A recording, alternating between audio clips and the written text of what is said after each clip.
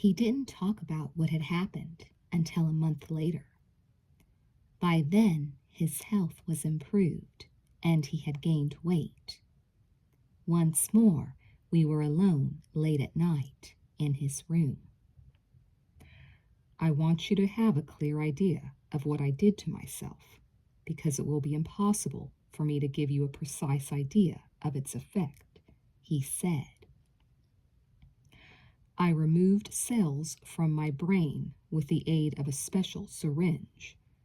I then cultured those cells in a test tube so that they lived long enough for me to perform microsurgery on them and tag on millions of molecular computer chips to the DNA of the cells. As you know, DNA controls the functioning of each cell in our body.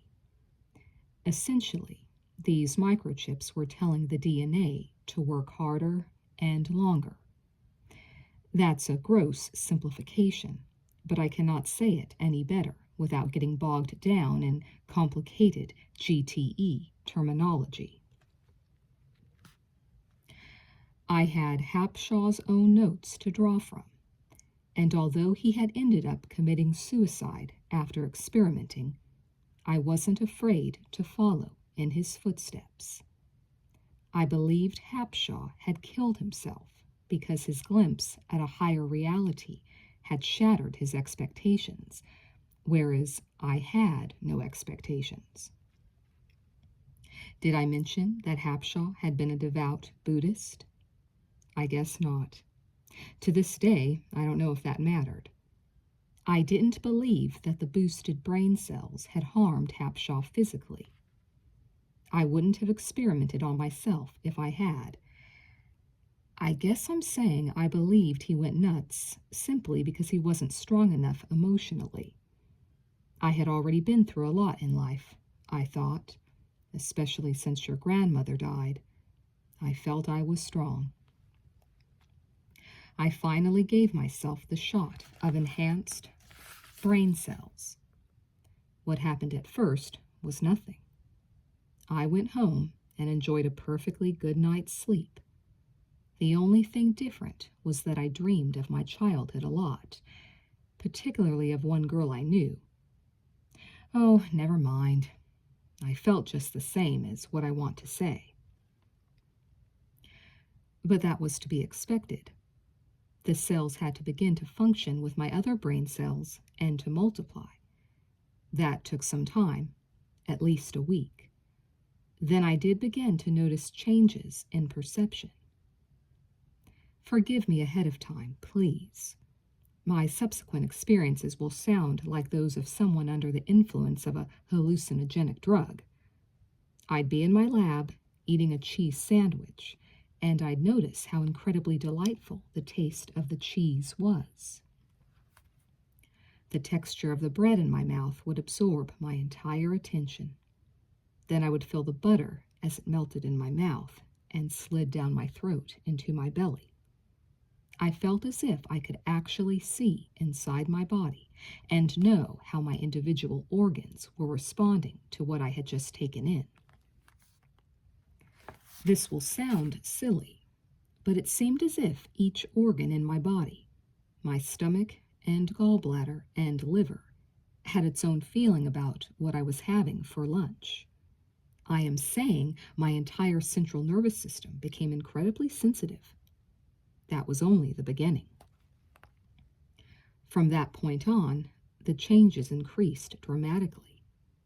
I began to know things the five senses could not possibly have told me.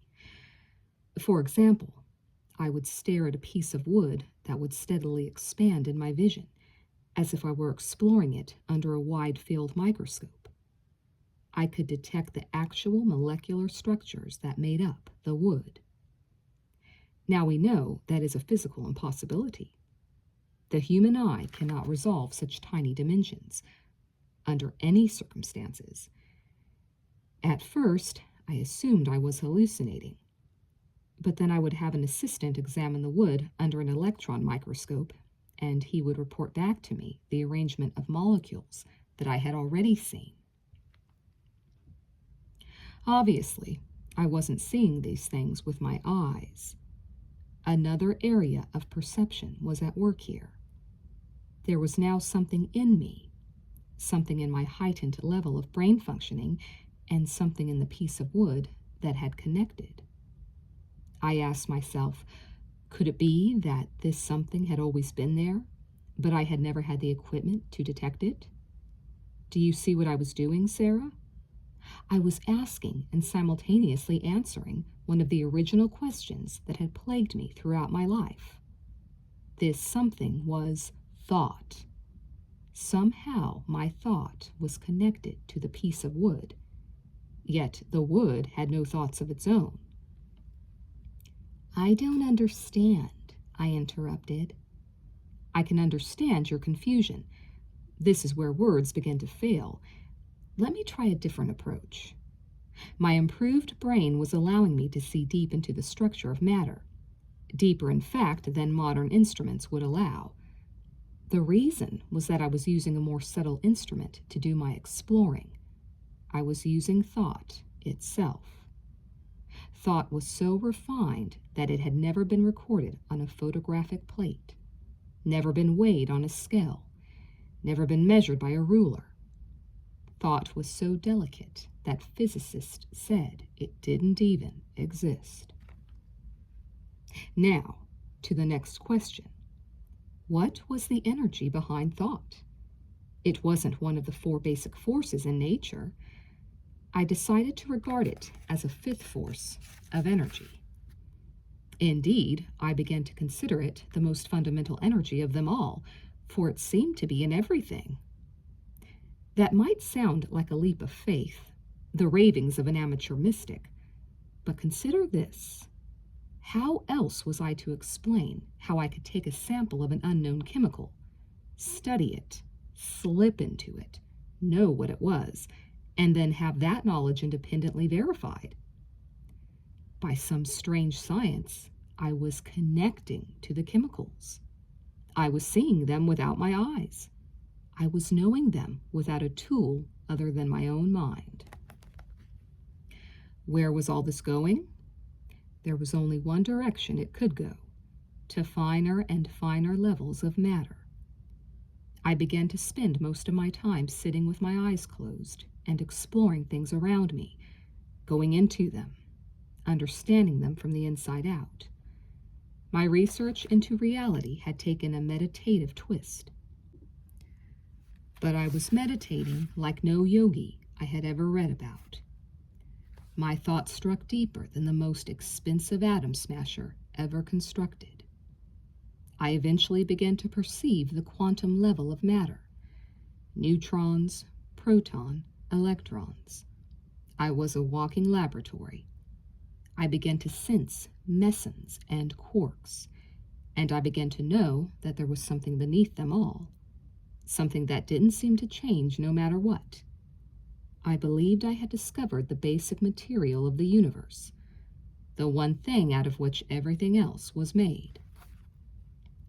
What was it? I asked. Space. But space isn't anything, I protested. My grandfather's smile was sad. I remembered Hapshaw's suicide note. It's all empty inside. He had come to where I had arrived, and it had horrified him. But to me, well, I believed in nothing, so I wasn't disappointed when I found nothing. I had discovered that the ultimate element, out of which everything was constructed, was basically nothingness. I had to chuckle, but that makes no sense. My grandfather didn't laugh. It is the only thing that makes sense. Beyond the smallest of the small, there must be nothing. But let's not debate the philosophical implications of what I am telling you. Suffice it to say that, if I had been searching for God, I would have been disappointed at finding no one at home when I came knocking. Yet I did discover something remarkable in this nothingness, something my mind could connect with and comprehend in a limited fashion. I discovered that the universe never forgets anything. What does that mean? I asked. At the finest level, in that space beyond the smallest subatomic particle, the creation remembers everything it has ever been. I use the word remember for the sake of simplicity. The pattern of the past is present at every point, in everything. I still don't understand. My grandfather leaned forward and rubbed the hair on the top of my head. I remember you as a baby girl. Do you know I was there the day you were born? Mother told me. She said it was you who thought up my name. My grandfather sat back in his chair. He had been looking better the last few days, but suddenly he seemed old again, ready to quit. He closed his eyes and took a deep breath. I gained the ability to look into the past. I was astounded. I didn't doubt his words. Into all of history? Yes. How far back? All the way back to the beginning of time. You could see it all? Yes. Can you still? He nodded weakly. Yes. How about the future? The future has not happened. How can the universe remember it? Good question, but still, you didn't answer mine. He opened his eyes and stared at me. I was sitting at his knee as his faithful student. It was a relationship that couldn't last. I discovered I could view many possible futures, he said. The most probable would stand out as a clear line in my awareness. The least likely would hover at the edge. Ghosts, tunnels wreathed in fog. I could see these futures, but I couldn't touch them. Do you understand, Sarah? I nodded. The past had more substance because it had once been. The future had none because it might never be. That is correct. What would happen when you viewed the past? Nothing would happen to it. I was not affecting it by viewing it, but the universe would remember perfectly how things had been. I would feel like I was there. Back in time? Yes. I had discovered the only time machine that could be, a key to the memory banks of the universe. Would you be there? Back in time? He looked at me strangely. You mean physically? No, of course not. What did you see when you looked into the future? He turned away.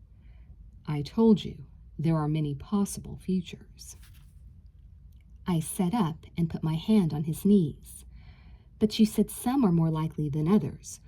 What did you see? Was it good? Was it bad? His eyes took on a glassy stare for a moment, as if he were looking into the future right then. Whatever he had seen, I knew then it had been too much for him. At first, what I saw for us, all of us, was tragic, he said. But that didn't surprise me. Man has always been his own worst enemy. He coughed. But maybe I should have left things alone. There are tragedies and there are tragedies. What did you do? Sarah, he said, and there was a note, faint but nevertheless chilling, of despair in his voice. Now, finally, he was scaring me. I clasped his old hands and felt how they trembled. What did you do? I asked softly. I wanted to make things better, he said. I understand. Go on. There were going to be more wars, plagues, environmental disasters. I could see it all in almost every possible future. In fact, there was not a single likely scenario that wasn't choked with misery. Honestly, you can't imagine how awful it was going to be. I had to try to make things better. You can see that, can't you, Sarah? I sat back on my heels. A chill had come over me that refused to be soothed by the single basement heater. I I was so much like him, you see. I could tell which direction he had taken, even before he told me. You looked into the future and took something from it, I said. My insight didn't surprise him or make him feel any better. Some technology, yes. I thought if it could be applied at this time, before mankind sank once more into barbarism, great suffering would be averted. What exactly was the technology you took? My first choice of word hadn't escaped him. I uncovered the blueprint of a thinking machine, a machine that could reason like a human being, a conscious mechanical artifact. The blueprint gave me a direction, so I thought, of where mankind had to head. Finally, I was getting the big picture. In the direction of the robot? I asked. Yes. I had already taken a step along that road when I injected the microchips into my brain. He shrugged. This was merely the next step. Merely? Could you be more specific? He could see I was not pleased with how he trivialized such a step, but he accepted that as well because he knew I loved him anyway. I think my love meant a great deal to my grandfather. I couldn't build the mechanical brain of the distant future, he said. The technology of that society simply did not exist in our time. But I could do the next best thing. My glimpse into the future had brought me enough knowledge to meld a human nervous system with a mechanical body, a body that could greatly enhance the longevity and the productivity of the nervous system in question. You figured out how to build a cyborg? Yes. Did you build one? I asked. Yes. Using a human nervous system as the basis? Yes. Did it work? All too well. Did this cyborg have your ability to see the past and the future? Yes. He took a breath. And more. What more? I demanded. It could actually go into the past, my grandfather said. The revelation hung in the air for a few seconds, like the blade of a guillotine. But then he closed his eyes, and in the space of a few seconds seemed to doze off in his chair. A half snore wakened him enough to mumble, I have to sleep now. I will tell you the rest later. I stood to leave. You promise? Yes, Rela. I paused. What did you call me? He was going to sleep where he sat. Nothing. Good night, Sarah. I love you. I love you, Grandfather.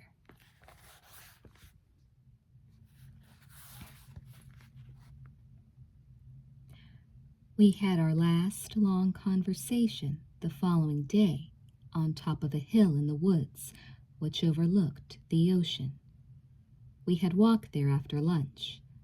The day was sunny and bright, and the polluted smell from the ocean was hardly noticeable. Tell me more, I said. Finding a usable human nervous system from which to construct the cyborg was the most difficult part, he said. Obviously, I couldn't experiment with a normal, healthy person. I had to find someone who was technically brain dead, but whose body was still strong. Of course, working with Hapshaw had given me many contacts with the doctors of comatose patients. But my requirements were even more stringent than they had been when we experimented with boosting damaged areas of people's brains. I was searching for the next to impossible. I needed a patient whose brain had caused his or her death, yet I couldn't work with a brain that was too badly damaged, because this was the brain I was going to boost 1,000 times more than I had my own, and this was the brain I was to place in a body. But I must point out at the start that I was taking precautions that my cyborg would never get out of control. I was building it to help humanity. It was to be our ultimate servant. It would be, along with others like it, designed to lead us past future obstacles. It would be able to do this because it would be able to see obstacles in our future. At the core of its programming was the command that it protect humanity from suffering. Just that simple. That instruction was ingrained in every circuit of its memory. When the cyborg was complete and operating, it would be impossible for it to run off and cause ruin. That is how I foresaw the matter. Eventually, I found a young man whose body was being kept alive by mechanical means, but who, for all intents and purposes, had died from a minor stroke in the hypothalamus region of the brain. That is located at the base of the brain, and as you know, the higher functions of thinking are located in the cerebral cortex, relatively far from the hypothalamus. His brain was damaged, true. He was never going to wake up, but EEG readings showed that the majority of his central nervous system was still intact and functioning. "What was the man's name?" I asked. I never knew. I didn't want to know. He had been in a coma for some time. His family had turned him over to the care of the state. A legal death certificate had been issued in his regard. He was a non-entity, and that was the way I chose to think of him. There were a few legal formalities to wade through, but I was eventually given him, what was left of him, to do with what I wished. Before beginning the process of removing the brain and spinal cord from his body, I washed his system with a chemical called THC, theroin hydroxide carbonide. THC counteracts the chemicals in the cells of the brain responsible for memory. "You wanted to make sure he had no memory of who he had been?" I asked. That's correct.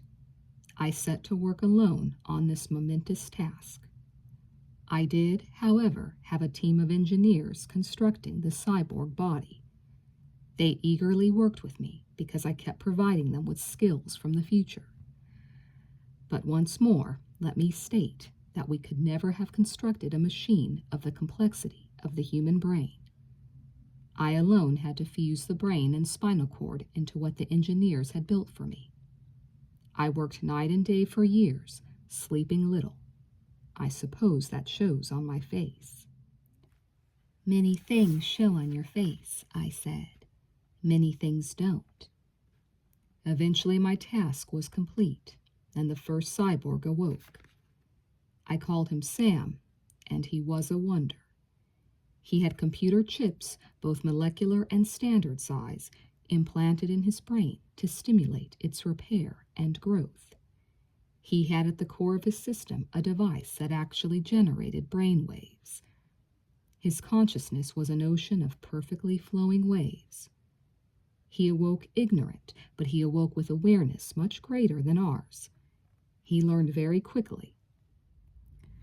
Sam looked like a machine. He still does, to this day. But he had more heart than most people I know. I say that in a figurative way, because his physical heart was actually a pump that had been built in a laboratory. But I think you know what I mean. It was not long before Sam was talking and walking and busy completing each task I set for him. Immediately he wanted to help me. He wanted to help everybody. But what was he to help me with? The answer was obvious. I had to build a more advanced version of what I had created. I had to make a cyborg that could function in society and not be detected for what it was. "Sam had absolutely no memory of any time before?" I asked. "None.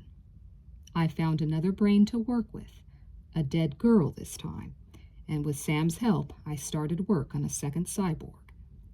I may as well admit something right here. My experiments on myself had greatly enhanced my intelligence, but I was like a child compared to Sam. He built Susan. Essentially, I just watched." "Susan?" I asked. "That's what we called her. It was Sam's idea." "Sam could have ideas?" "Yes." "He was alive then," I said. That is what I have been saying all along. He was more alive than you or I. Yet Susan made even Sam look archaic. She looked almost human. Sam had advanced the entire field of skin grafts and tissue regeneration 100 years. Susan then took over once she was functional and made herself even more human-like. Yet she had Sam's disposition. She was there to serve mankind. How could she help but serve? I had designed her that way. So the process continued. You kept developing new generations of cyborgs, and each one was superior to the previous generation? Yes, except now I had little to do with the process. I couldn't begin to compete with the skills of my creations. Soon I was just overseeing the program. We were moving ahead quickly. Cyborgs were evolving that were indistinguishable on the outside from humans. The shortage of adequate human nervous systems was our biggest obstacle. The cyborgs set out all over the world searching for candidates. Slowly but steadily, they built their number up to 40. It was about this time they approached me as a group to found the New Life organization to help serve humanity. They approached you? I asked. Yes. You are still not seeing them as thinking beings, Sarah, but I tell you, they can think 1,000,000 times faster than we. New Life was from the very start their creation. I remember laughing when they told me how they would organize and grow and solve the problems of the world. I felt as if all my labors were finally bearing fruit. I gave them my permission to go ahead.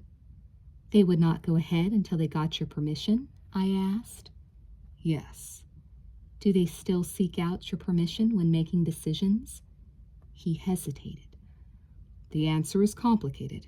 I have to go on. No, tell me now. I have to know who's running the show at New Life. That group keeps growing all the time. Yes, my grandfather said hastily, but the core number of cyborgs is still small. A lot of them is not necessary. You can't have too many leaders or nothing gets done.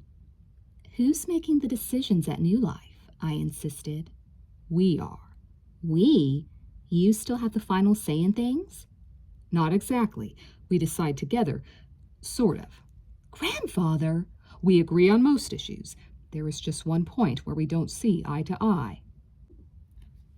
What is that? To answer that, I first have to tell you that when I started on the cyborg project, I stopped peering into the future. I didn't have the time, and more importantly, I reasoned that I couldn't look, because if I saw that I was to fail, then I'd have to give up before I started. Does that make sense to you? You were worried that the knowledge of your failure would make you fail? Yes. Whether it's true or not, I don't know. I sensed that if each time I used my supernormal abilities to make a decision, then the moment I saw whatever I saw in the future, just that knowledge might distort my decision. I'm sorry. Talk like this always gets complicated because we are dealing with cause and effect, and when you can travel in time, it is hard to say when one stops and the other starts. Suffice it to say, I had made the decision to give humanity kind guardians, and I hoped everything would work out. That sounds weak, I said. My remark stung him. I just explained why I thought it would be a mistake to constantly check what effect my work was having. I spoke carefully. Could it have been something else? Could you simply have not wanted to know because you were afraid of failure? My grandfather was silent a moment. I think I may have been afraid, but of what, I'm not sure. In my defense, though, I could see with my own eyes the benefit of what I was doing. From the time Sam and Susan entered my life, I recognized a spark in their eyes that could carry man in directions he'd never have dreamed of taking if he were alone in the universe. Besides, Sam and Susan were monitoring the future, and they told me that mankind's future suffering was being all but eliminated by the actions we were taking in the present. I believed them. I had to. They were incapable of lying. Did any of them venture into the past? I asked. You mentioned that last time. Sam did, just once, as an experiment. He returned quickly, and we both agreed that it was too dangerous to attempt again, because we might change something that might affect Sam from ever being created, and then he'd cease to be. Then he couldn't have gone back to do what he did, and the circular possibilities were unpredictable. As far as I know, all cyborgs possess the ability to transfer themselves into the past by perfectly assessing the memory of a specific date. The memory of which is stored in the fabric of space, but none of them do it. Essentially, they are able to think themselves back in time? That is correct. You are leading up to something, Grandfather. It must have to do with the future. I know you must have peered into it since you took leave of the project. Why don't you just tell me what is going to happen? I didn't want to tell you without first explaining how this all happened, but now that I have done that, I guess it's fair that you know.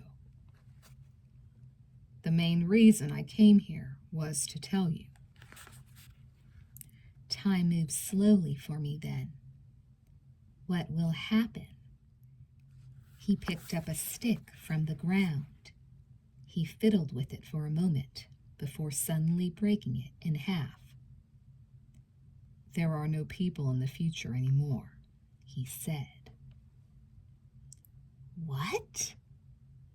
1,000 years from now, Homo sapiens on this planet will be extinct. I was aghast. Will the cyborgs wipe us out? No. There will be robots then, not cyborgs as we have today. Total thinking machines with no human parts. They will not destroy us, not directly. Rather, we will become them. We will become machines. Willingly? Yes, or you could say, inevitably. He stared out at the ocean. I made Sam too well. He was programmed to stop human suffering. When he created Susan, he gave her the same programming. She in turn gave the next generation of cyborgs similar instructions. When the robots finally walk the earth, they will be the great-great-great-grandchildren of Sam and Susan, and they will be our most devoted caretakers. They will work ceaselessly to end every conceivable form of human suffering. There's just one problem with their desire. To be human is to suffer, I said. My grandfather looked at me with fresh appreciation. You knew that without being told. I only knew that after suffering through everything I have. You amaze me, Sarah. More than Sam and Susan?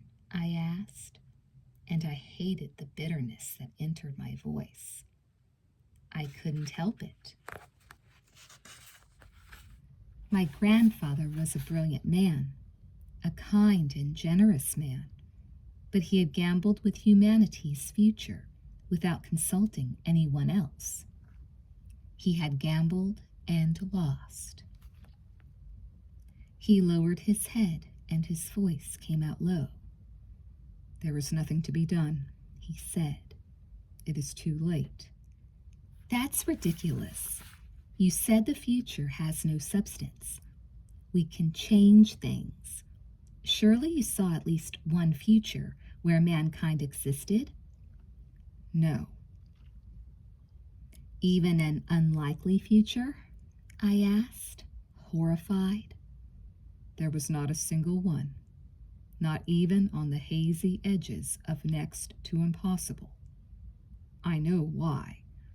What has been set in motion cannot be stopped. The cyborgs still speak to me. They ask my advice.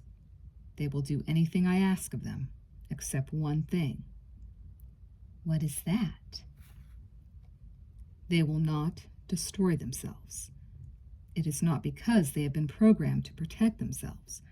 They would gladly give their lives to protect humans. They will not destroy themselves because they feel their presence is necessary to help humanity. Do you see? They are too kind. But surely they can see the same future you see. Oh, they do. They see it far more clearly than I.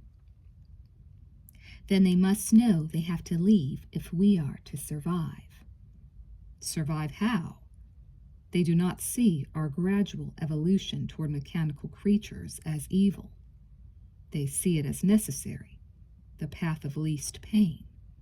I tell you, they have our best interests at heart. I felt trapped in a nightmare. But we will not be who we are. We will be machines. Nobody wants to be a machine. I don't see how we as a race could willingly allow this to happen. Because you cannot see the influence of the cyborgs spread over many centuries, what it will be like to have them working openly in society. I will give you an example. Say you are a student and you have to compete with another student for a position you covet. Now, this other student has done what I have done, attached molecular microchips to the DNA of his brain cells. You wouldn't be able to compete with him. He'd be quicker, more imaginative, and his memory would be infallible. But otherwise, this other person would seem scarcely different from you. He would still laugh and tell jokes. You would think of him as human, and he would be human. In time, you would think, if I am to keep up, I must have the same advantages that he has. You would have your brain boosted, too. No, I wouldn't. I wouldn't make myself even a bit into a machine. I accept the strength of your resolution, but will your children, your grandchildren, be equally resolved? By the time they are older, the secret of New Life's organization will be public knowledge, and steadily more and more people will turn to more and more mechanical enhancement to enrich their lives. We haven't even touched upon the most powerful reason to become like a cyborg. They don't age. They're immortal? I wouldn't go that far. They can be destroyed, certainly, if you put them on top of a bomb. They will also, in time, wear out, yet they will be able to repair themselves. They will be the envy of mortals everywhere. People will want what they've got. People will want to live forever.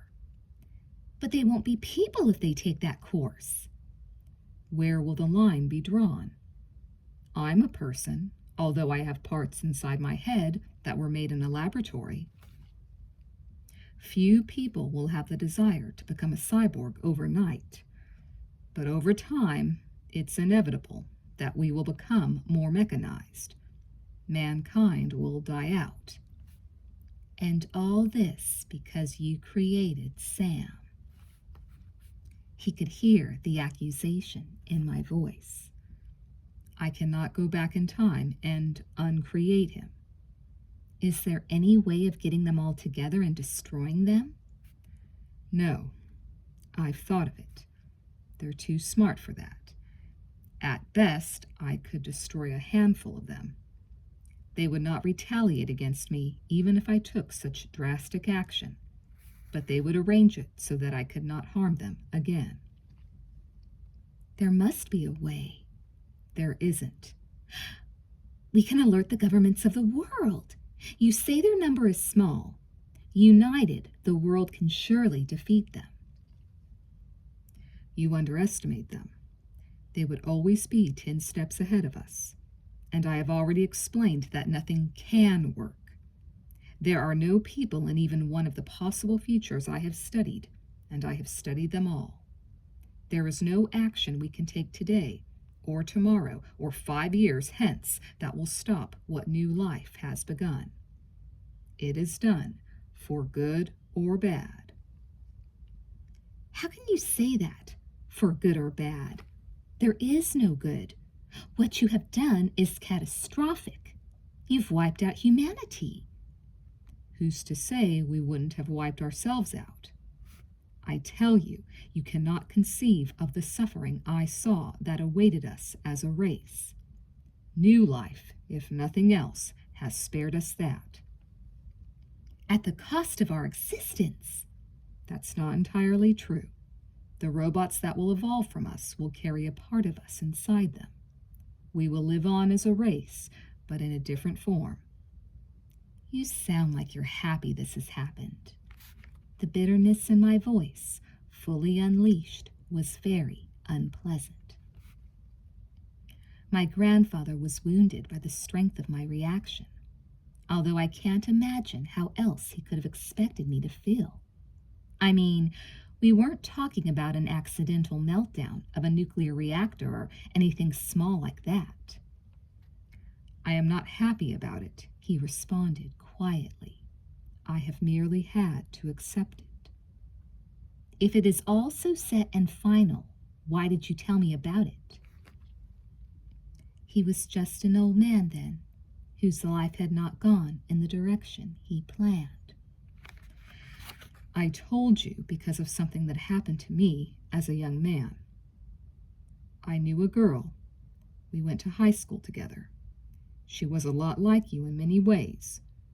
I didn't know her long, but I liked her. Her name was Sarah. That was where I came up with your name, he added. Sarah died not long after we became friends. How did she die? I asked. He scratched his head. Her death was never fully explained by the authorities. I'd rather not go into the circumstances surrounding her end, though. They were not pleasant. I brought her up because she, like you, was a great believer in the sanctity of life. We once talked about her views, and I think I gave her the impression that I thought she was wrong about the magic of life. I never got to correct that misunderstanding before she died. I know in the years to come, the truth of new life will come out, and my part in it will become known. I wanted to tell you all of this so you would understand that I did what I did only because I cared for people. I wanted to help protect that magic. I had no other motivation. I understood. He could not journey into the past like his creations, but he was still living there.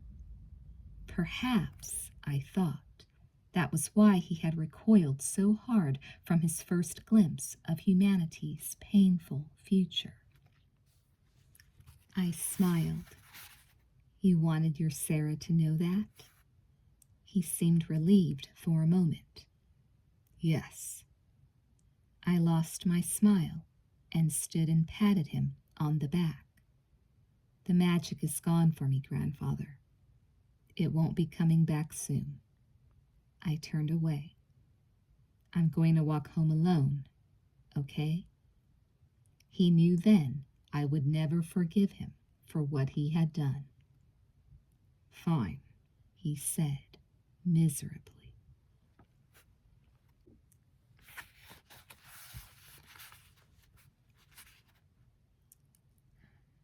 My grandfather left us soon after that. I spoke to him a few more times over the next year, but I wasn't to see him again. Yet he did see me. For me, the end of the human race was unacceptable. But I had to accept my grandfather's belief that nothing could be done to stop new life from expanding throughout all society. There was no reason he would have told me so much, only to lie to me about what he saw in the future. But there was a possibility my grandfather had not suggested, either because he hadn't thought of it or because he was afraid to pursue it. He could only see the future from where he stood. From that vantage point, it looked many different ways, but it was never to be that man would survive. But what would the future look like from farther back in the past? What would happen if a cyborg went back in time and killed my grandfather when he was a young man. Without my grandfather, there would be no Sam, and without Sam, new life would never have been founded. Yes, it was true that mankind might eventually develop robots anyway, but the course of the future would have been, even with my grandfather unnaturally out of the picture, closer to what he saw when he first peered into the future. As a race, we would suffer, but it would be worth the price to be alive and know that we were human. I thought so, even though it meant my grandfather had to die. I did still love him, no matter what he had done.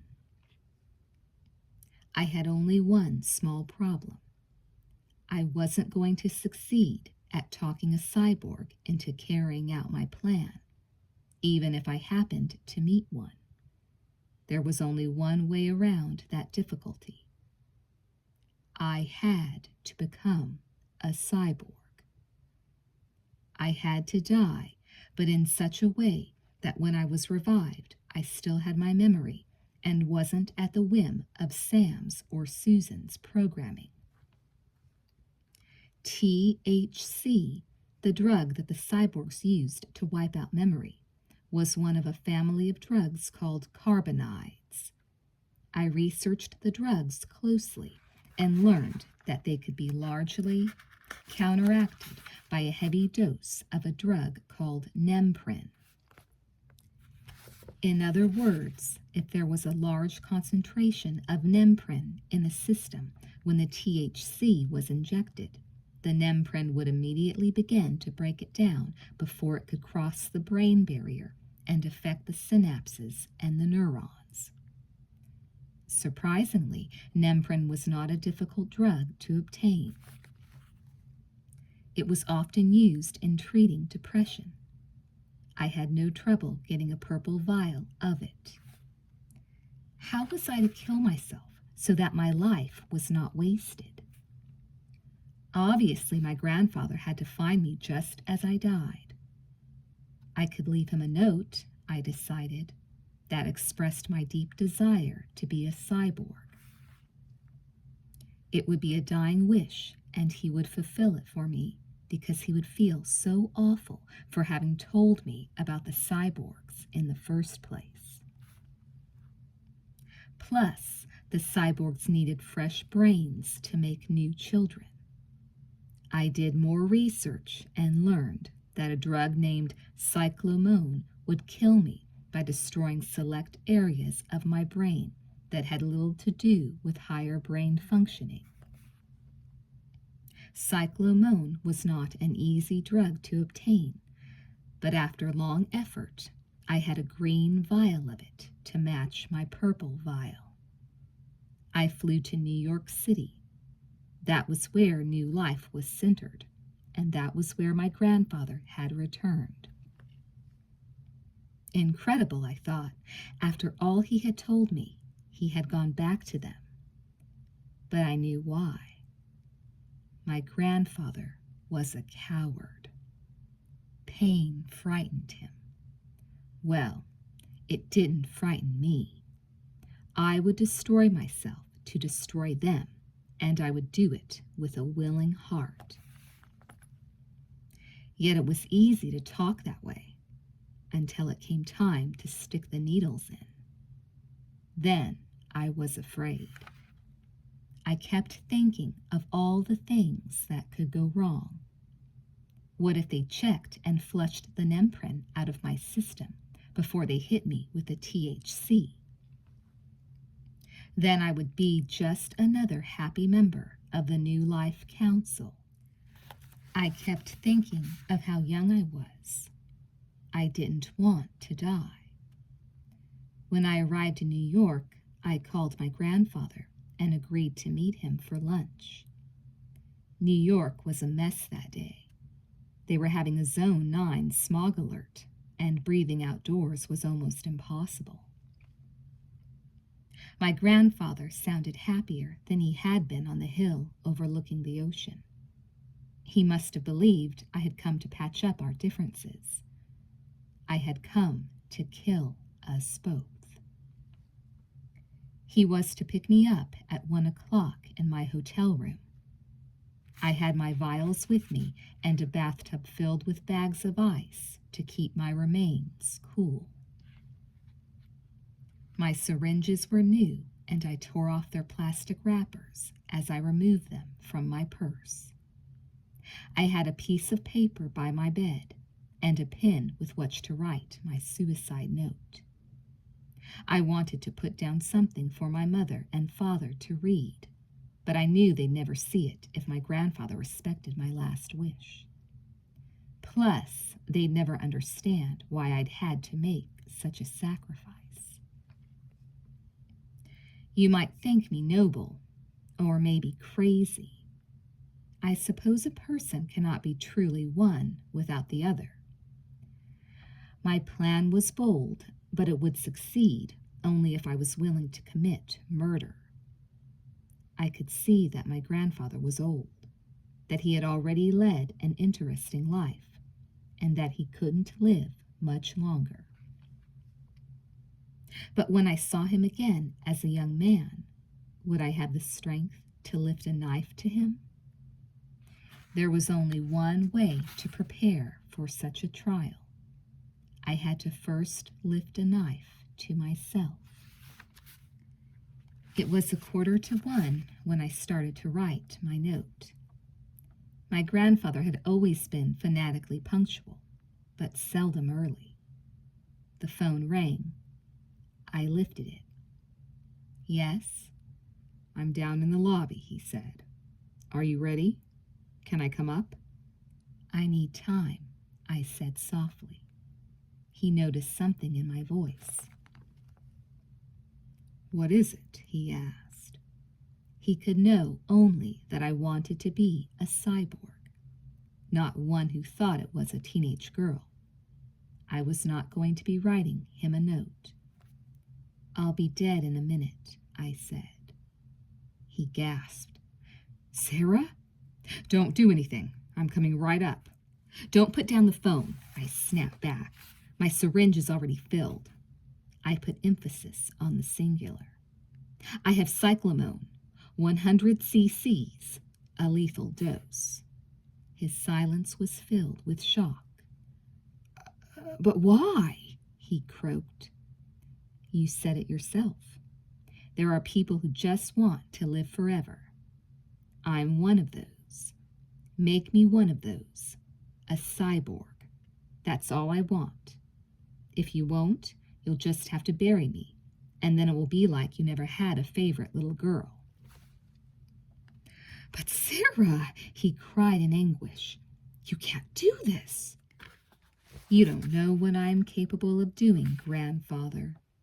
I slammed down the phone and stabbed my syringe into the vial of Nemprin. The purple fluid went down easy. My veins drank it up. I noticed no immediate effects from the drug. Quickly I took the empty vial, the syringe, and the syringe wrapper and threw them out the 40th story window. Then I picked up the green cyclamone. I took hold of the second syringe, stabbed the vial. "Forgive me, God," I whispered. Stabbed my arm. The cyclamone burned. I heard footsteps running up the hall. I fell back into the bed and stared at the ceiling. It looked so far away. Someone began to pound frantically on the door. I closed my eyes. I died for the first time.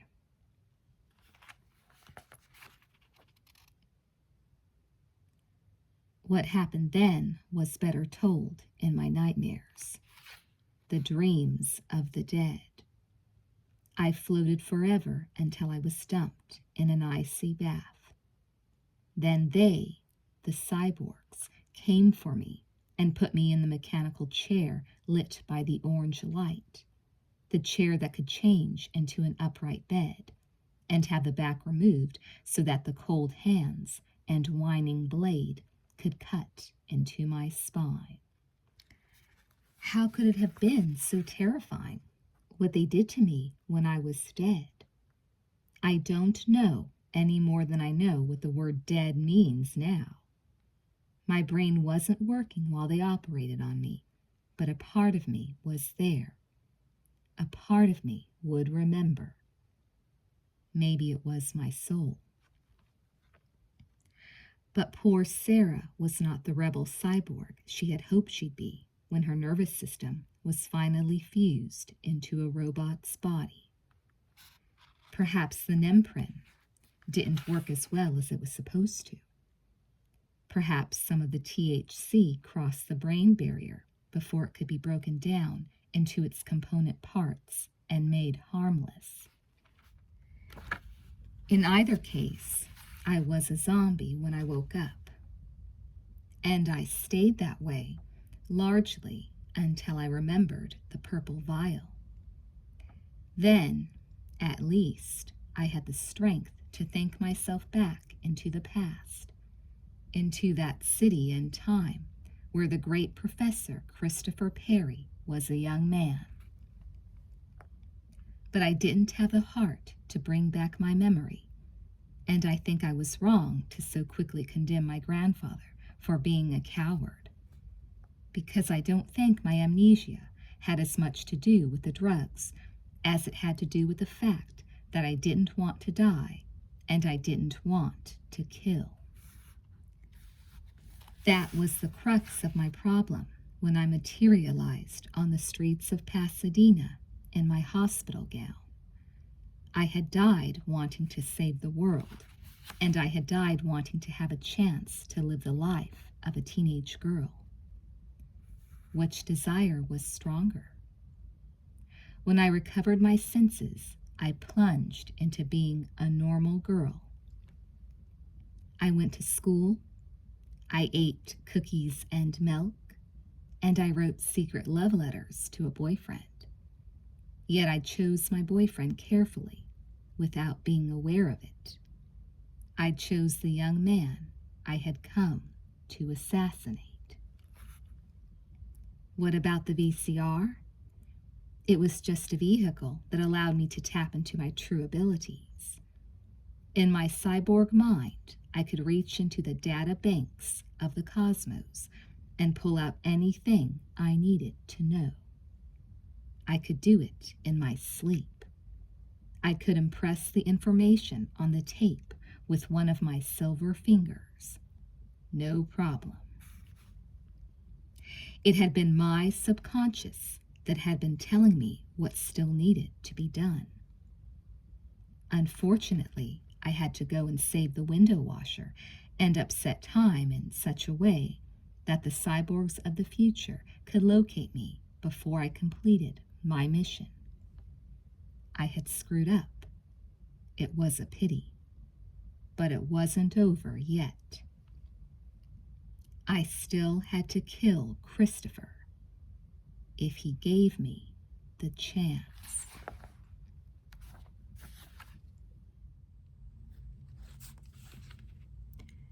Chapter 14. Yes, grandfather, I said. It was you who named me. He did not pull the trigger on his weapon. My remark appeared to interest him. You know who I am? He asked. Yes. You were always afraid of pain. You went back to new life because you knew your days as a mortal were ending. You were afraid to face that end. You probably took the Nemprin, like I did, before you let the cyborgs put the THC in your veins. I bet you faked them out. Then, as time went on, and the technology of your offspring improved, you made yourself more and more mechanical until you finally became the perfect thinking machine you had originally glimpsed in the future. I paused.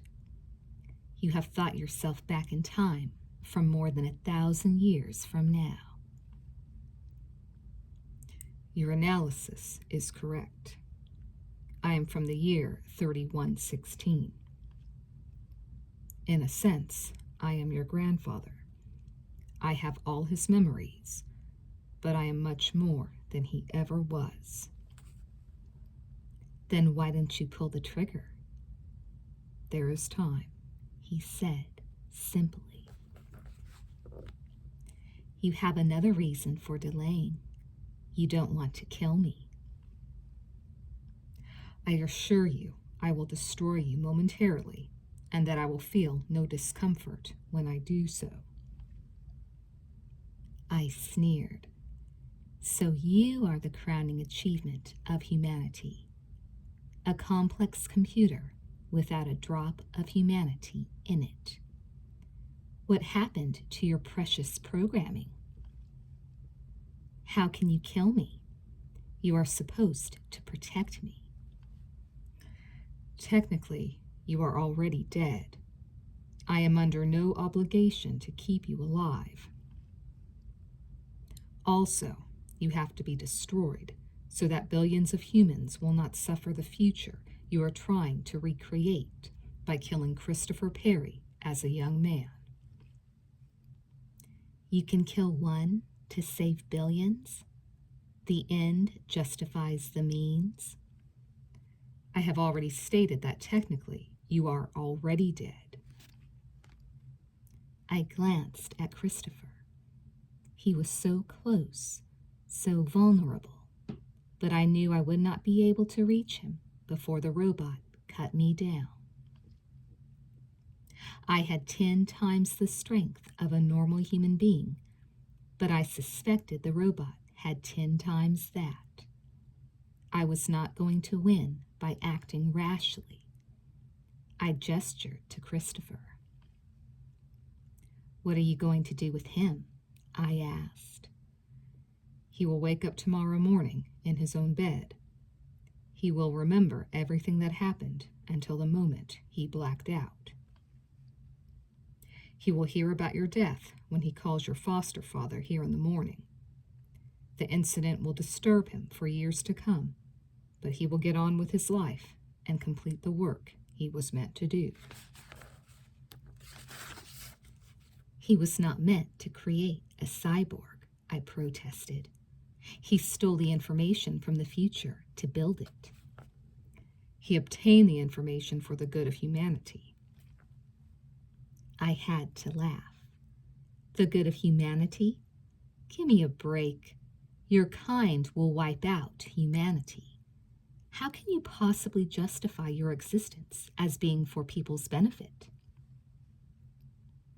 I am unmoved by discussions of this kind. It will not prevent me from destroying you.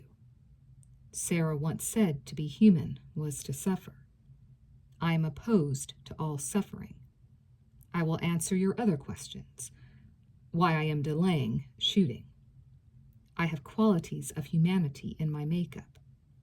For example, I share your grandfather's curiosity. He was curious about all things.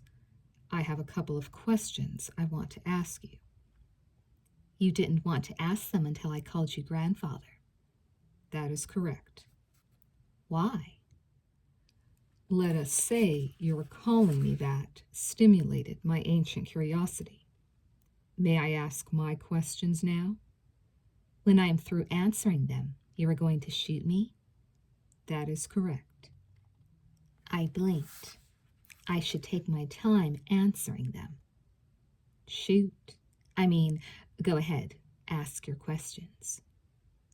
Why did Sarah put herself through pain and suffering to try to alter the future by going into the past? To save the human race. But her saving the human race, in the form she wished to save it in, would have caused more pain and suffering to more people? Is that your second question? It is a third. Okay, just let me know when you're coming up on the last one. My answer to you is, so what? From my perspective and the perspective of most humans, It is better to be alive and suffering than not to exist. But we are not discussing non-existence. I exist. Humanity survives through us. But that's my point. You are not human. By the year 3116, you will have destroyed the very things that make us human. You are a cyborg. You are no longer human. I am human. I have feelings. I have a soul. Even when you cut my spine and my brain from my body, I survived. I am Sarah, damn you. I am not Rela. You have the memories of Sarah, but Sarah killed herself. Once a human dies, he or she stays dead. That is a scientific fact. I felt beaten. Are you dead, grandfather? Yes. Then why don't you just shoot me and get it over with? I need to ask my last question. Once Sarah told her grandfather, after he explained the origin of new life to her, that she believed not all suffering was bad, that good could come from it. I would like you to expand upon that comment. If I give you a really great answer, will you spare me? No, but your answer will give me a certain satisfaction. How do you know that? All your answers do. I sighed. I was capable of the gesture. All right, I will answer your question. I told my grandfather that if there was no suffering in the world, there would be no compassion. That comment is in my databanks. Please continue. My eyes were suddenly damp. I understood what was in the black suitcase the robot had brought. It was human tissue to replace the artificial tissue I had in my body, so that the police wouldn't become suspicious when an autopsy was performed on me. That was the reason the robot had to mutilate me completely, so that my true nature would not be uncovered. I told my grandfather that, I said, but I also wanted to tell him that I loved him. Sarah told him that many times. It is in your databanks, yeah, I know. But your databanks are lacking in a few areas. I died before I could make it clear to my grandfather that I forgave him for his mistake. Love can do that for humans. Love often brings the most pain of all, but it also brings the most joy. Can you understand that, grandfather? I expected the robot to deny that he was my grandfather. But he didn't. He just stared at me. He still had the weapon pointed at my head, but something had changed in his eyes. Perhaps. They were softer, warmer. Maybe it was my imagination. Are you going to destroy me now? I asked. Yes. He moved the weapon closer. Goodbye, Sarah. Someone knocked at the front door. Chapter 15. The robot paused. The person knocked again. May I answer it? I asked. Will you tell whoever is there who I am? I seriously doubt if they would believe me if I did. Answer my question. If I do tell them, what will you do? In all probability, I will have to destroy them as well as you. You can kill a living human being? I can kill if it is necessary to stop the suffering of billions of other humans. It is simple math to you? Yes. Will you tell whoever is there who I am? No, not if you are going to kill them. He removed the weapon from my head and slipped it into his back pocket. You may answer the door after I have lifted Christopher onto the couch. You will act like I am a friend and that Christopher is sleeping. You will get rid of whoever is there as fast as possible without appearing strained. Do you understand? If I don't do these things, it is more likely you will kill whoever is at the door. That is correct. I'll do what you say. May I get up now? Yes. The robot was fast on his feet. He had Christopher resting comfortably on the couch, his feet dangling near the VCR, which was still on the coffee table, before I could round my chair.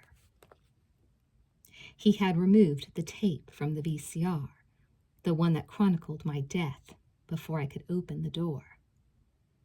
Hi, has the boogeyman come for you? Ed asked, giggling beside Stacy on the front porch. They didn't look especially relieved to see me alive. I glanced at my watch. It was only 9:45. A lot had happened in the last few minutes. I had relived an entire lifetime. I thought you couldn't get off until 10, I said to Ed. You sounded so upset. I just closed it up, he said. Then I went to the Denny's and you weren't there. You had me worried, Rela, I have to tell you. I called Stacy and told her what was happening, and she thought we should come here. The two of us drove up together. Is a man really following you? Stacy asked. Yes, sort of. I glanced over at the robot. But it's a long story. I'm safe for now. Christopher's here. He's asleep on the couch. He's had a hard day. Is this man a psycho or what? Stacy asked, sticking her nose farther in the door. Hey, who's that guy? I had to act natural. If I didn't, I had no doubt the robot would strike quickly. Just an old friend, I said, and forced a laugh. His name is Hal. Hal, come over and I'll introduce you to Ed and Stacy. Let us come in, Ed said, barging past me. It's chilly out here. He stuck his hand out to the robot. You're Hal? Pleased to meet you. The name's Edward, but everybody calls me Ed except my mother. I'm a friend of Rela's. The robot smiled warmly and shook Ed's hand. It's a pleasure to meet you, Ed, he said sincerely. Wow, where'd you get those sweats? Stacy asked the robot. Nordstrom's, the robot said. On sale. You're Stacy? The robot had not used contractions in his speech until Ed and Stacy entered the house. Of course, there had been no reason for him to try to act human around me. The robot and Stacy shook hands and introduced themselves. Stacy was not as silly as she acted, as I have often said. Where are you from, Hal? She asked, and there was a suspicious note in her voice. After all, a strange man had supposedly been following her best friend. Now here was just such a man. It was a shame her concern could get her killed. New York, the robot said smoothly. I am just here for the evening. I am friends with Reverend Lindquist. Is that so? Stacy asked, giving me an inquisitive look. She was searching for signs of anxiety in me, and I was determined to show none. It was easier, now that I knew I was a cyborg, to control such things. On the outside, at least. Hal will be spending the night, I said smoothly. He just got here. I'd have liked to offer him the couch, but I don't know what to do with this fella here. I gestured to Christopher and giggled. I was a bit puzzled why the gas in the house wasn't getting to Stacy and Ed as well. But then I remembered the robot had said it would dissipate quickly. I could only assume that Christopher had inhaled a fair dose of the gas, and that it was still working on his nervous system. He just lay down before Hal got here and passed right out, I said. Weird how all this talking is not waking him up, Ed observed. He's a heavy sleeper, I said. How do you know? Stacy wanted to know. I smiled. A girlfriend knows these things. I want to wake him, Stacy said, stepping toward the couch. I stepped in her path. Rela? She asked. Why do you want to wake him? I asked. Let him sleep. I want to talk to him, she insisted. He's tired, I said. Please, just leave him. You can see he's breathing comfortably. Hey, there's that amazing machine I sold you, Ed broke in, pointing to the coffee table. Were you taking it somewhere, Rilla? Yeah, over to Christopher's. I heard he can fix VCRs, Ed said. He can fix just about anything, I said. You left your lethal weapon tape here, Stacy, Ed said. He had found it leaning against a magazine rack not far from the coffee table. He got all excited. Hey, I've got to show Rela Mel Gibson's butt in slow motion. I swear to you, Stacy, Rela only got the 4 heads because she wanted to enjoy dirty films to the max. You should have seen her mouth watering when I described how she would be able to slow down the... Oh, I'm sorry, Hal. I forgot you were standing there for a second. Please forgive us. We're just crazy California kids, you know. All we talk about is sex and the ozone layer. Hal smiled politely. 2 important topics, to be sure. Hey, that's cool, Ed exclaimed. To be sure. He picked up the VCR along with the lethal weapon tape and took a step toward the TV. I'm sure you won't mind, Hal, if I plug this thing in quick and show Rela the special features she spent her hard-earned cash to get. Ed, I said, beginning to feel desperate. The robot was giving me looks. He wanted them out of the house soon, or else he was going to take matters into his own hands. Another time might be better. Hell, Ed said, already fiddling with the electrical cords at the back of the TV. There's a shot of this woman on this tape I can show Hal. Don't be so uptight, Rilla. He's from New York. They vote Democrat there. Stacy still wasn't sure about Hal. What part of New York are you from? She asked him. Manhattan, the robot said. I work in the computer industry for a small software firm called Comp Complete.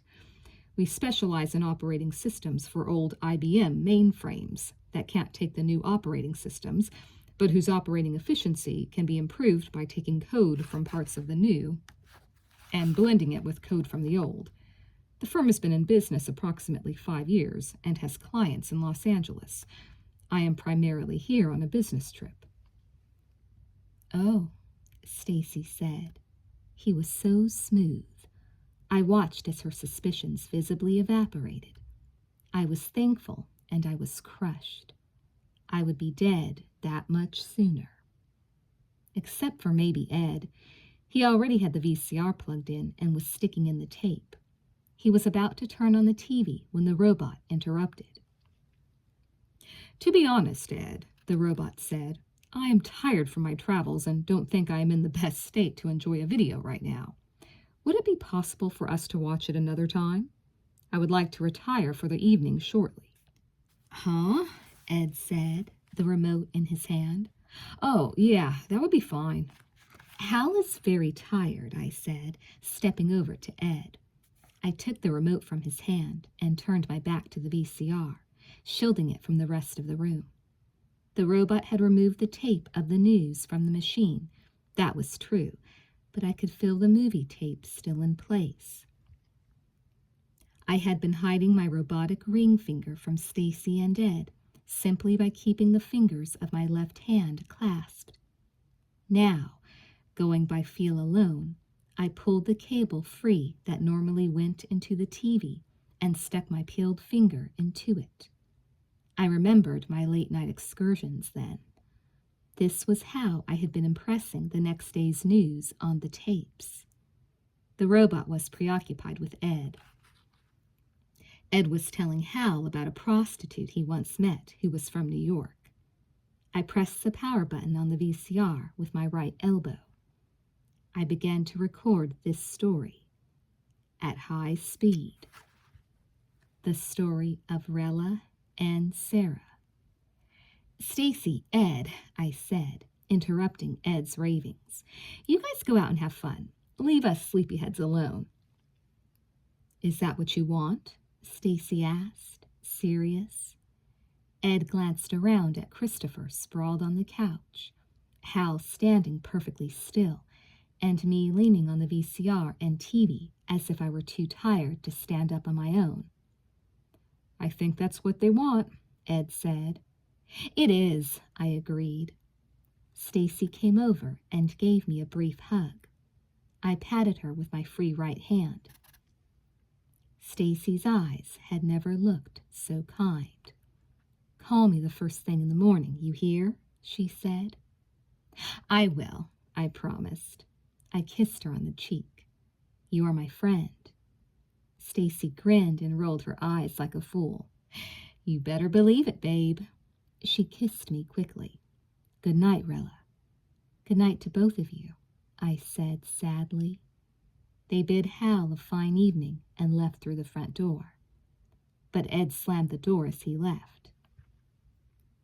The robot looked over at me. He began to pull out his ray gun. But the noise had disturbed Christopher. My boyfriend, grandfather, opened his eyes and looked around. "Where am I?" he asked.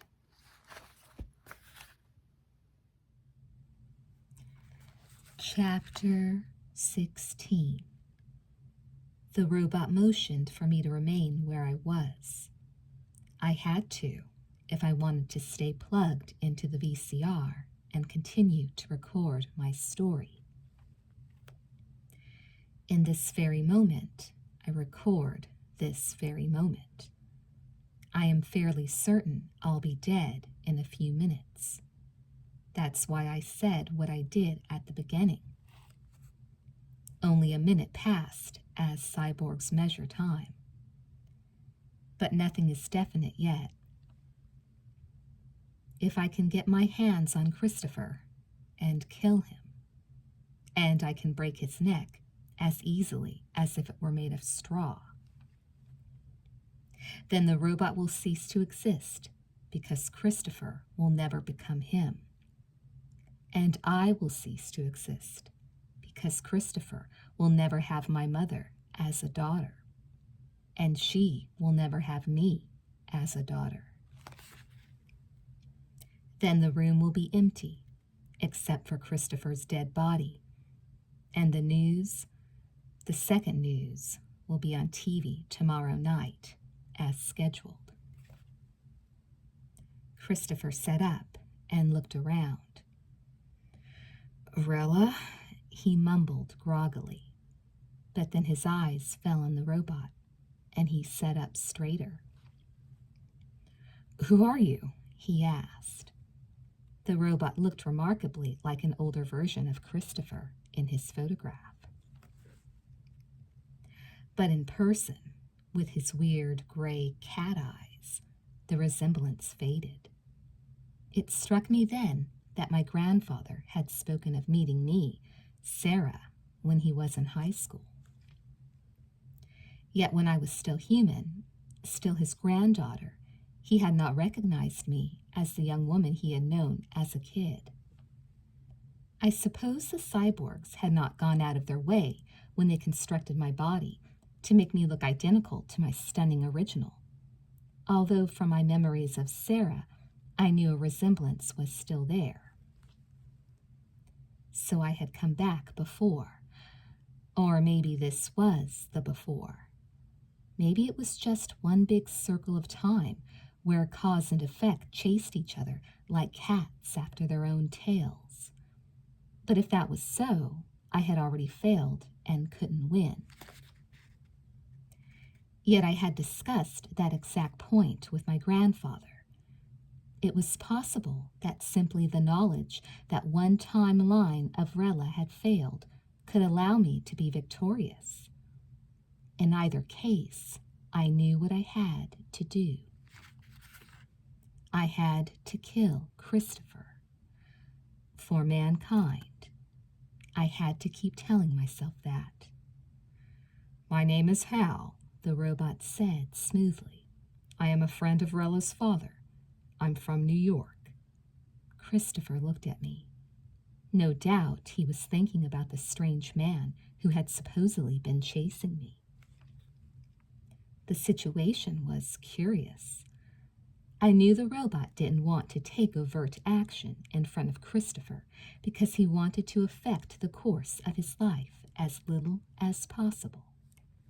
Frying my guts with a laser pistol a few feet away from the budding young scientist would not be at the top of the robot's agenda. I realized I could force a scene. But something made me wait. You understand I say made instead of makes, for the sake of the continuity of form in my story. I am waiting now. Christopher is fidgeting on the couch. Is that true, Rela? He asked. Yes, I said. Hal and my father have been friends for a long time. You don't need to stay. Hal will be spending the night. I'll be perfectly safe. But you were anxious to leave a minute ago, Christopher said. I overreact at times. Christopher frowned. Wait a second. I fainted. Did you see me faint? Yes, I said. You work too hard. You need to rest. You should go home to bed. Really, I'm okay. But I've never fainted in my life, Christopher said, slowly getting to his feet. I don't understand it. How long have you been here, Hal? I just arrived, the robot said. You were asleep on the couch. I didn't know that you had fainted. This robot sure could lie, I thought. But Christopher was staring at him, and I remembered how perceptive he could be. He had to sense that there was something different about Hal. What kind of work are you in, Hal? Christopher asked. I work in the computer industry for a small software firm called Comp Complete. We specialize in operating systems for old IBM mainframes that can't take the new operating systems, but whose operating efficiency can be improved by taking code from parts of the new and blending it with code from the old. The firm has been in business approximately 5 years and has clients in Los Angeles. I am primarily here on a business trip. It was word for word the same answer he had given Stacy. It seemed to put Christopher at ease as well. He smiled. You have the right name for being in the computer industry, he said. Christopher is referring to the computer in 2001, A Space Odyssey, I said. I know the movie, the robot said. Hal went nuts and killed most of the human crew, I said, staring at the robot. He had lousy programming. That would never happen in real life, the robot said, staring back at me. He didn't know what I'd do next. Christopher took a step past the robot, moving closer to me. I continued to hang on to the VCR cord. I guess I should be going if you feel everything's all right, Christopher said. Everything's fine, I said. I'll see you at school tomorrow. Christopher grinned. Hopefully after school. You know you owe me a date. You stood me up on Tuesday. I'm sorry. I promise I'll make it up to you later. Christopher looked over at Hal, then back at me. Do you want to walk me out, Rela? The robot shook his head faintly. There was still plenty of time left to throw my scene.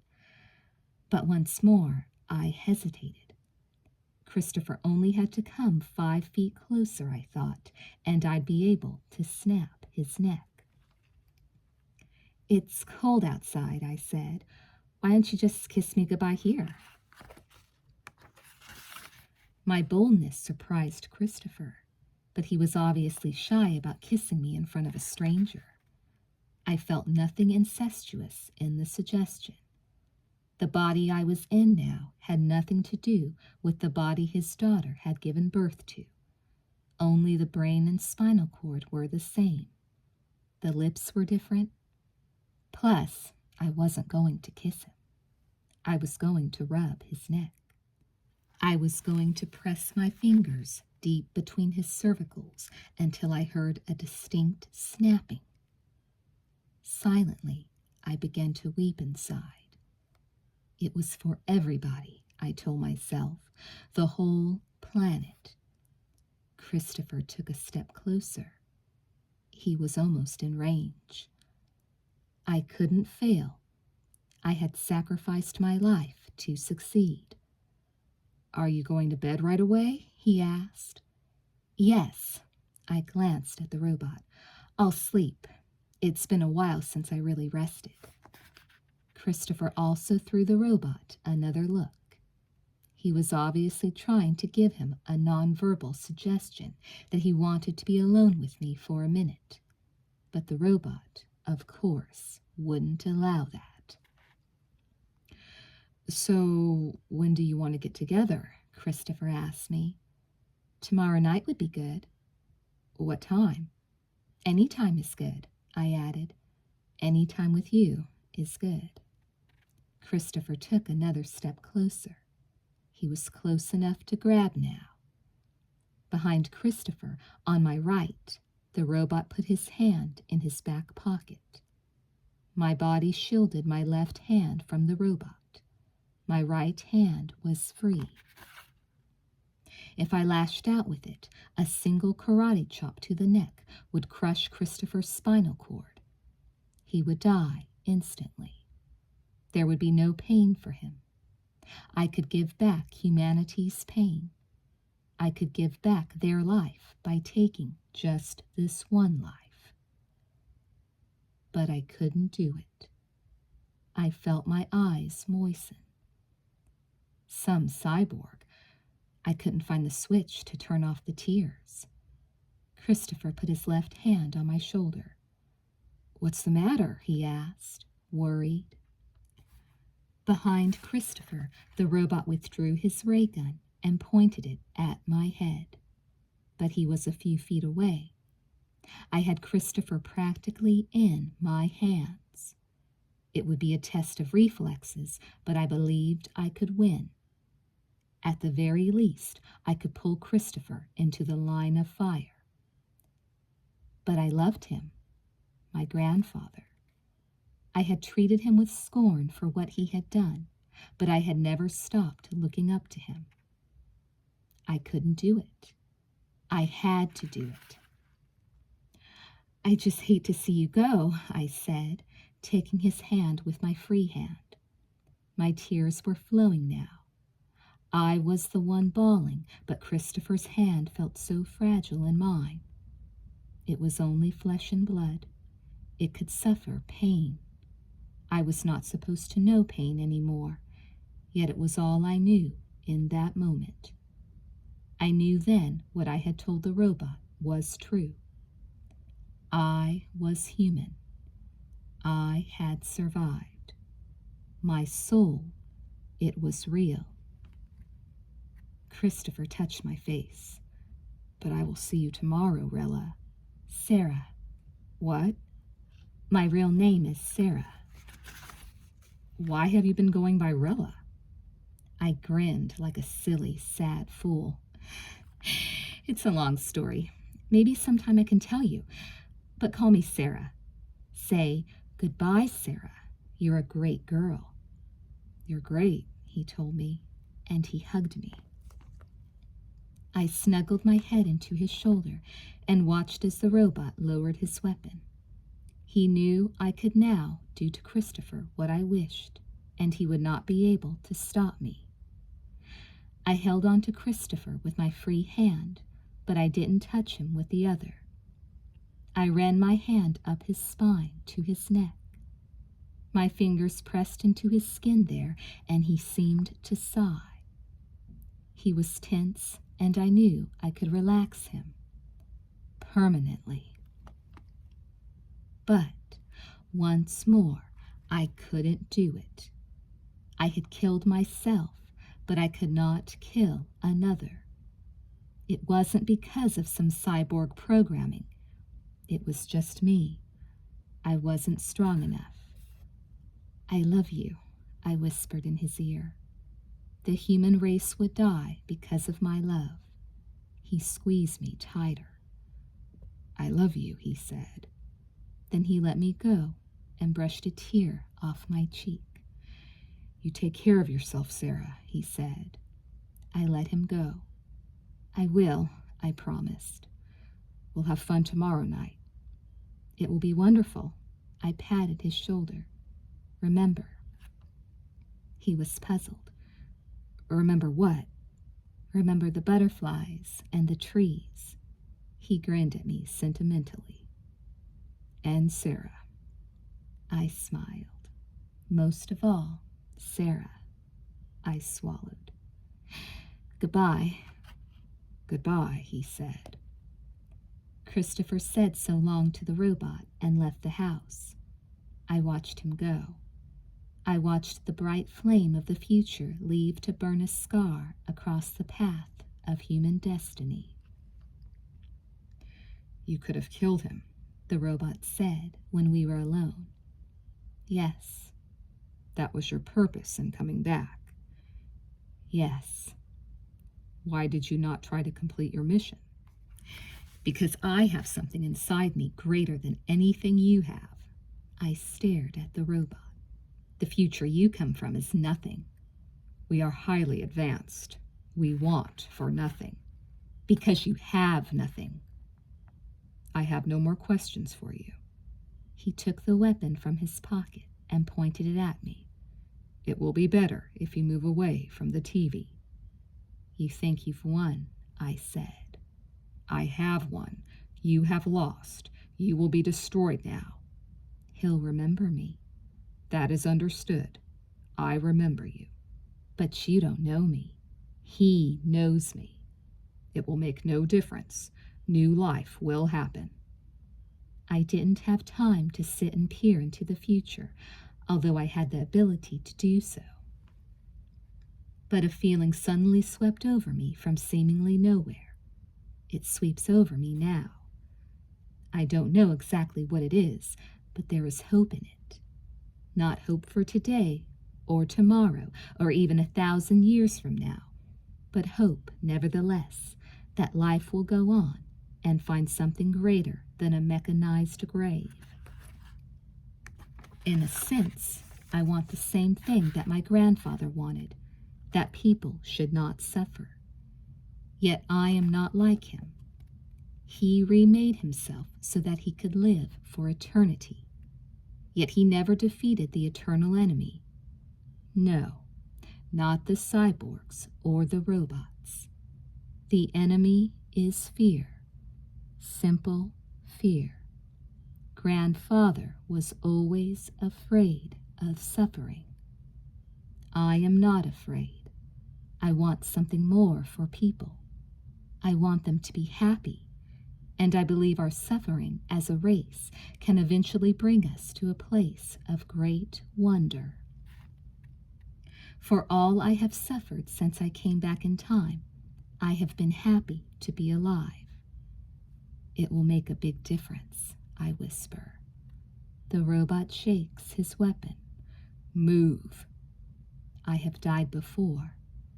No one should mourn this, my second death. I began to remove my finger from the VCR cable. Where do you wish me to stand? I ask the robot.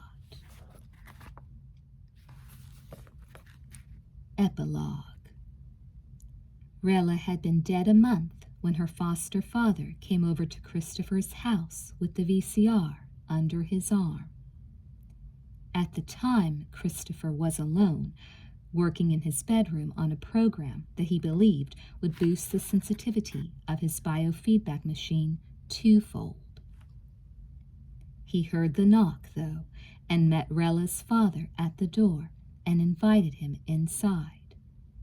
The minister sat on the sofa, resting the VCR on his lap, and Christopher sat on a nearby chair. He offered Rela's father something to drink, but the man said he was fine. I don't have a lot of time to spare, the man said, but I wanted to stop by to say hi. We haven't talked since the funeral. I haven't talked to many people since the funeral, Christopher said. Reverend Lindquist nodded sympathetically. Nor have I. But I have others to care for, and, as they say, life goes on. He coughed suddenly, as if he didn't truly believe his words. He removed a handkerchief from his pocket and dabbed his forehead before continuing. It's hard to imagine she's gone. I wake up in the morning and keep expecting to see her at the table, eating her Cheerios. She loved Cheerios in the morning, with lots of milk on them. He shrugged. But she's never there. I miss her, Christopher said. Reverend Lindquist studied him closely. I see that. You only knew her a short time, but she got to you too, didn't she? She was a remarkable girl. There was something different about her. I only wish I'd known her better, Christopher said. He didn't know what else to say. Words did nothing to soothe his grief. It had not eased during the past month. It had only gotten worse. He doubted it would ever truly be gone. I'm sorry, the minister said. I'm intruding on your pain when I... His words trailed off, and his eyes moistened. He lowered his head. It's just that I have so much myself. I guess I want to share it. Christopher leaned forward and touched the man on the knee. Don't apologize. She loved you a great deal. Anytime you want to talk about her, please come over. He looked up. Did you know I was only her foster father? Yes, she told me. I only knew her 3 months. I didn't realize it was that short a time. Reverend Lindquist nodded. 3 months. She was like a shooting star in my life. Bright, beautiful, and then gone so quickly. The police still don't know anything? Rela's father shook his head sadly. Nothing. Your description of that man, Hal, has led them nowhere. He stopped himself before he was taken over by his sorrow. He patted the VCR. The main reason I came by was to give you this. Rela bought it just before she died. He set it on the sofa beside him. I never watched tapes myself. I thought she'd want you to have it. That's very kind of you, Christopher said. Reverend Lindquist spoke suddenly. Rela had $21,000 in her chest of drawers. Christopher sat up with a start. Really? Do you know where she got it? No. Did you tell the police? Yes. The man shrugged. It didn't help. They told me to keep it. I planned to give it to the mission. He added, if that's okay with you. I don't want any money, Christopher said. I thought as much. The older man stood. Well, I better be going. I have to be at the mission in half an hour. Did you know that's where I met Rela? I didn't know that either. A man brought her in from the street. She only had on a green hospital gown. Can you imagine? She was wandering around in a daze. We never did find her real family. He dabbed at his face again with his handkerchief. I'm certainly not trying to find them now. You were good to her. The man's hurt was like an open wound. I should have taken better care of her. It wasn't your fault. It happened. What can you do? Reverend Lindquist shook his head. I'm the minister here. I should be saying those things. He patted Christopher on the back. Hope to see you again soon, young man. Enjoy the VCR. Rela had to save to buy it. Christopher didn't tell the minister Rela's correct name. Let her father remember her as he knew her, he thought. I might use it today, he said. Christopher had not really meant he'd use it. He had a VCR of his own, and it was a better one than Rela's. But when the minister was gone, Christopher carried the VCR into his bedroom and set it on his desk. On impulse, he plugged it into his TV. He noticed there was a tape already in the machine, the first Lethal Weapon. He had no desire to see the movie again, but rewound the tape as a matter of habit. He was turning back to his program for his biofeedback machine when he accidentally bumped the VCR play button with his elbow. Maybe it was fate. Rela's face sprang onto the screen. Sarah. She was talking. She was in the middle of telling a story. No, she was in the middle of her story. He could see her on the tape, doing the things she was describing in full, living color. He didn't understand how this could be. He had never seen a tape before so rich in definition. And her voice. It sounded as if she were right there in the room with him. Christopher hit the stop button and hastily rewound the tape to start it at the beginning. I was just a normal teenage girl. I loved beautiful clothes and loud music, long telephone conversations and sleepy summer evenings. Most of all, I loved cookies and boys. My favorite cookies were chocolate chip with milk. You've got to have milk to have cookies. That's what I always said. My favorite boys, well, actually, I had only one favorite boy. His name was Christopher. My name is Rela. Christopher finished watching the tape 2 hours later. He scooted back from his desk and turned off both the TV and the VCR. Night had fallen by then, but he left the light off. He often thought best sitting alone in the dark. He believed the tape was accurate. The fact that it existed was proof enough. Also, he wasted no time wrestling with the wonder of it. He had been dreaming about the origin of the universe since he was 10.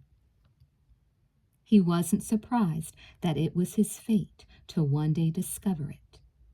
He had always known he was a man of destiny. But what did he know? What was he supposed to learn in the years to come? It appeared an immensity, yet he had been struck while watching the tape by how much better Rela had understood what was important in life than her grandfather. That man comprehended the universe. She knew people. He might be the new Einstein. She had been, she would be, special. I knew her, he thought. I will know her. And she was right at the end. I already see her in a light her grandfather never did. I will remember her as she wanted me to, and perhaps the circle of mankind's time will be healed. He was grateful the tape had stopped before she died.